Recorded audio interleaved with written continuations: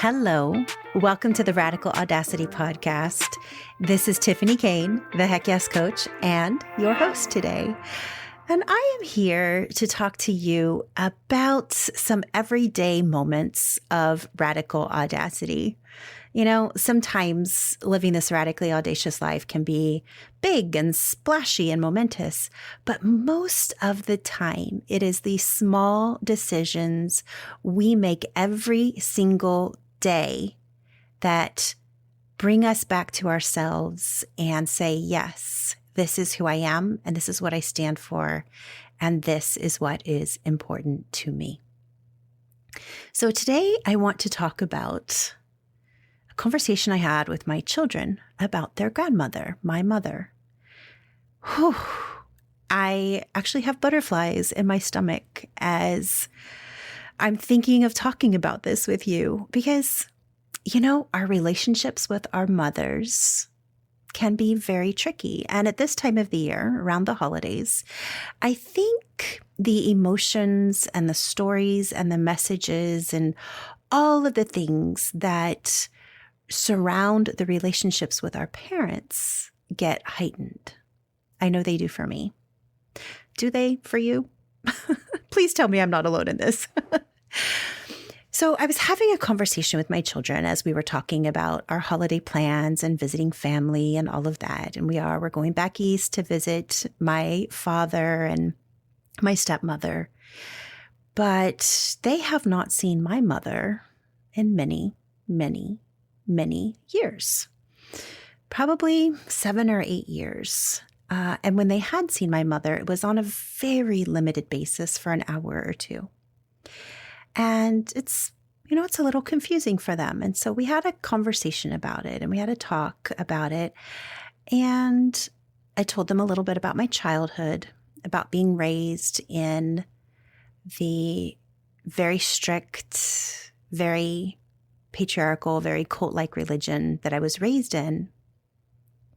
And how when I decided to leave at 19, I lost everybody. You know, at that point, I lost my mother, I lost my father, I lost one of my sisters, and I lost every single friend I had ever had. Because when you are part of this religion, the religion is your family. It is your world. You really don't exist outside of it. And me choosing to leave it meant I left everything. And I packed up my little blue Toyota Corolla hatchback and drove 3,000 miles across the country to California, where I didn't know anybody. I knew a friend of a friend that had a room for rent, and that ended up being insane. I got to tell you right now, that landlady was, good stories there. But that was it. You know, I really didn't know anybody out here. And I started from fresh and I started from scratch and built a life out here at 19 years old. And it's been a very complicated relationship with my mother because she has this deep, deep burning desire to be an incredibly righteous woman, right? To live according to what she believes is the right way to live with her religion. But she also loves me. And so in the beginning, there was a lot of hot and cold and hot and cold and hot and cold of, I cannot have a relationship with you, Tiffany. Oh, you're my daughter. I want a relationship with you. And so it was heartbreak over and over and over again as I let her into my life and we created this mother-daughter bond, and then she would abruptly break it off and say, I can't talk to you anymore. And it happened over and over again. And I always said to myself, you know, I understand. I understand where she is coming from. I was raised in this religion. I understand the reasoning. I understand the mindset. I know she is doing these things because she thinks it is right. She thinks it's what God wants. And she thinks she's doing the right thing by me, by showing me that if I am not in the religion, that I lose the things that are important to me. And it's like a weird way to bring me back in, right? So I know her intentions are good. There's that funny saying, the road to hell is paved with good intentions, right? I know her intentions are good. So it's hard for me to be angry, but I definitely feel hurt, right? Every single time she would pull away, it's a rejection. It is my mother saying, I do not want to have a relationship with you, Tiffany. Who you are is not who I want in my life, right? And that's painful. And so when my children were very young, every time I went back home to visit, I would reach out to my mother. We're here in town. Do you want to see the kids? And she would say yes. And we would get together for an hour or two so that she could see the kids and then be done, right? Well, they were young. My little one was maybe 4. My older one was 8 or 9. And my mother said, Tiffany, when you come this time, you can drop the kids off, but you can't come. You can't be here. And that was a non-negotiable for me, right? Like, I'm going to be there. These are my children, and I will be there with them. And if I can't be there as well, then I am sorry. I won't be dropping the children off. And that was the last time I ever spoke to my mother. So that stand that I took to protect my children, and there's a long history. There's not just the religious history. My mom has a long history of very significant mental health issues that I have so much compassion for and so much understanding. But all of it lends itself to my very young children would need to be supervised by me at her home, right? And so that was the last time that we spoke. And it's hard. It's hard for my kids to not know their grandmother. It's hard for me to not have a relationship with my mother. And it's hard to know that she doesn't want to have a relationship with me or my children. And so I had a conversation with my kids. Now, my children, I have a senior, so he's almost 18. And I have a 12-year-old, 6th grader. And they're old enough to have a conversation about this now. And of course, I did in a very loving way. If they ever get a chance to have a relationship with my mom, I would love for that to happen. And I did tell them, I said, if you wanted to reach out to your grandmother and you wanted to have a relationship with her, you are old enough now to where you can do that. And I leave it up to you. You certainly can do that. I've reached out to your grandma on multiple occasions just to say, hi, Mom, I love you. I'm thinking of you. Just so she knows. But she has never responded to me. And that's hard. So I bring up this story because it goes into radical audacity, right? Like the audacious decisions we make in our lives are often those difficult decisions.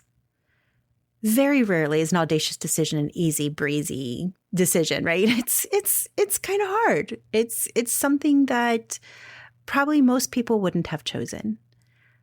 But for me, the stand that I took of I am my kids' protector. They're very young, and I need to make sure they are safe. And if you cannot accept me into your home, then the children can't come to your house without me. And that was a hard decision, right? That was a hard stand to take. You always want your parents to approve of you. You always want, how many of you, am I alone in this? I don't think I am. How many of you really, really want your parents' approval and love and affection? And how many of you is it really hard to get?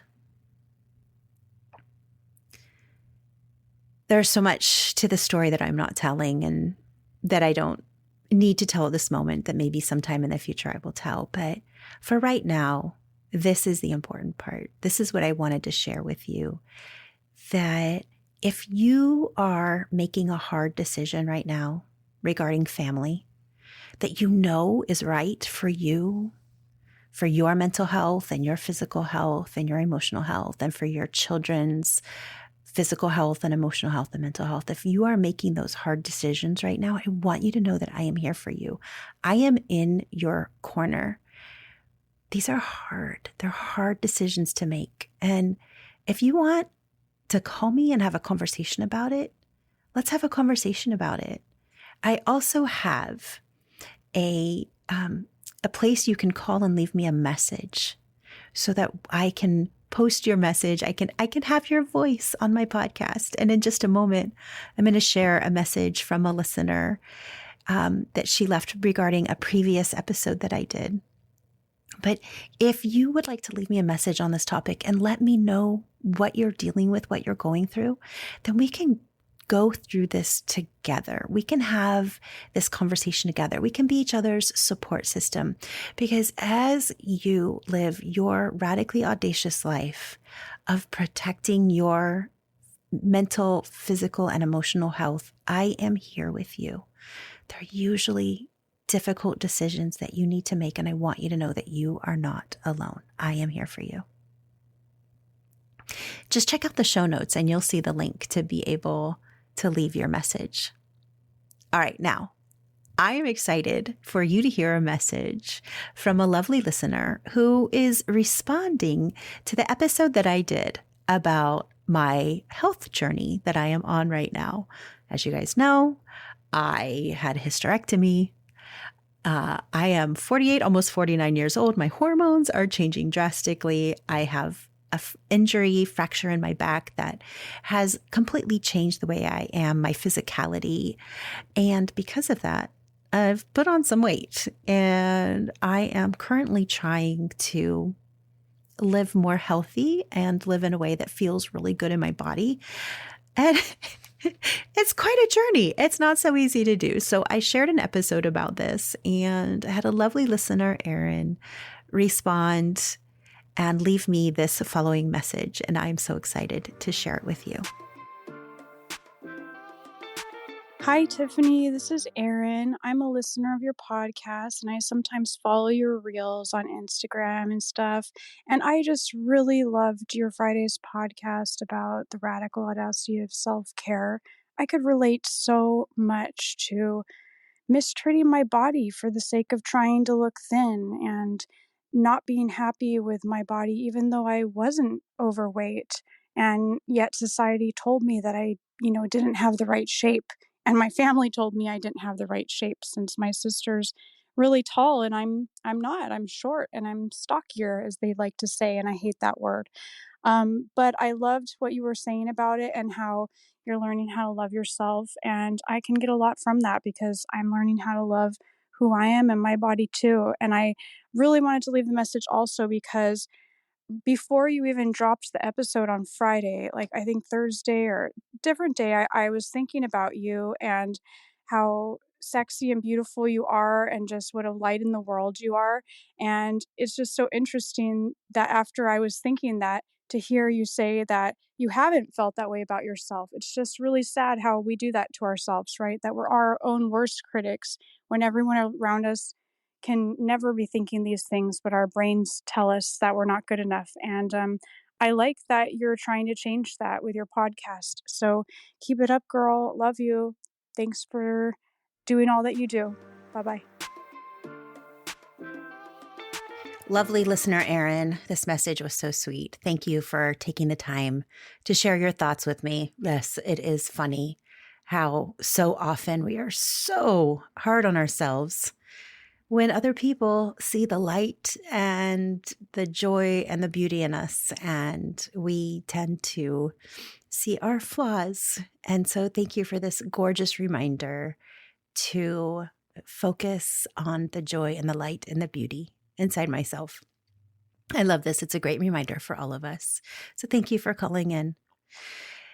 All right, lovely listener that is hanging out with me today, I wanted to thank you for being here. I do want to hear from you. So if you are dealing with your own family issues and having to decide How are you showing up in an audacious, authentic way during this holiday season with your family?